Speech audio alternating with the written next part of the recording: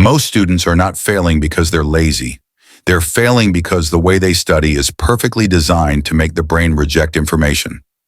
Now shift your gaze to Japan. A 16-year-old boy sits alone in a quiet room. No books open. No piles of notes. Just a single notebook. One page. 10 concepts. He spends 15 minutes reviewing, then walks away. No stress.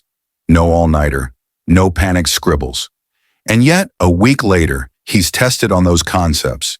He recalls everything, not just the facts, but the connections, the logic, the application. It's not luck. It's not talent. It's not even effort. Not in the way we romanticize it. It's something else. A quiet mastery built on an unsettling truth. Your brain isn't built to remember what you force into it. It's built to remember what it understands, what it connects, and what it feels is worth remembering. And most modern studying? It's disconnected, mechanical, lifeless. You cram facts like stacking bricks, hoping they won't fall, but your brain isn't a warehouse. It's a living system. It throws out anything it sees as noise. That's why students spend 5 hours reading a chapter and remember nothing 2 days later. That's why we highlight sentences, reread them 10 times, and still feel blank during the test. Because you're not studying wrong by accident. You're studying wrong by design. But in Japan, in certain schools and households, a different philosophy thrives. One that treats memory not as a muscle to be strained, but as a fire to be lit. They study less, but remember more. Because they've cracked the code, how to learn in harmony with how the brain actually works. And once you understand this system, once you see how effortless remembering can be, you'll realize the problem was never you. It was the method. There's a quiet thief that robs you each night. You study, you revise, you try to hold on to it all. And then, while you sleep, it disappears. This isn't a glitch. It's a built-in feature of the brain. One that punishes meaningless input. One that rewards intelligent design. In 1885, a German psychologist named Hermann Ebbinghaus charted something most students feel but can't explain.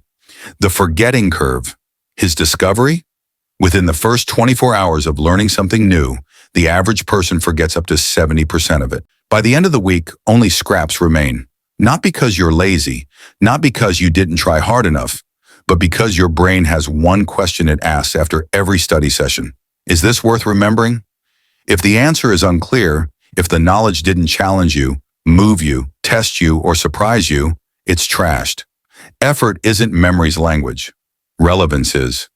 You see, the brain is ancient. It evolved in jungles, not classrooms. It wasn't designed to remember textbook definitions. It was designed to survive, to detect patterns, to store what's necessary, not what's repetitive. So when you reread the same sentence 5 times, your brain doesn't say, "Oh, this must be important." It says, "This again? Must be noise." And it throws it out. This is where most students unknowingly betray themselves.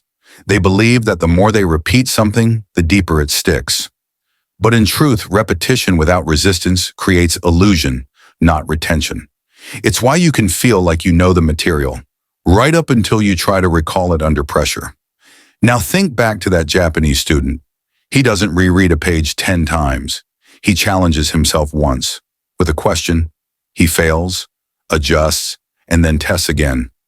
Each retrieval, each active effort sends a powerful signal. Keep this. I need this. This method has a name. Active recall. It's the brain's natural language. Instead of pushing information in, you're pulling it out, forcing the mind to retrieve, to struggle, to connect. Struggle is the gateway. It's what tells the brain, this matters. And then there's the timing. The Japanese method often uses spaced repetition, where information is revisited right before it's about to be forgotten. Not every day, not randomly, but precisely on the edge of forgetting. This strategic discomfort is what rewires memory. Not hours, not highlighting, but rhythm, resistance, retrieval. So when your knowledge fades after a night of cramming, don't blame your memory. Blame the system. The good news? You can change the system. You can rewire how you learn, but only if you stop fighting the brain's nature and start learning its rules. He closes the notebook. Just 15 minutes, one page, 10 ideas. And then he walks away. Not because he's lazy, not because he's done, but because he knows something you were never taught. The brain doesn't remember what you repeat. It remembers what you respect. While most students drown in textbooks, chasing longer hours and more notes, he does the opposite. He studies less, but remembers everything. Because he treats knowledge the way a samurai treats his blade, with precision, with timing, with complete presence. You see, in Japan, learning isn't just about school. It's a reflection of something deeper, an ancient cultural force, a mindset. It's called shokunin, the pursuit of mastery through mindfulness, not madness. To the Japanese student, memory isn't about force-feeding the brain. It's about crafting a relationship with ideas, not memorizing, sharpening. Every review session is deliberate. Every question is a test of understanding, not a desperate guess. He doesn't highlight. He interrogates. He doesn't reread. He recalls. He doesn't cram. He connects. And the tools? Active recall, because pulling information out builds memory, while pushing it in only creates the illusion of knowing. Spaced repetition, because the brain learns best when you revisit things right before you forget them. That's when the memory is fragile, and that's when it becomes strong. And above all, he believes in this. Studying more is a trap. Studying right is liberation. You think you need 10 hours? He only needs 1.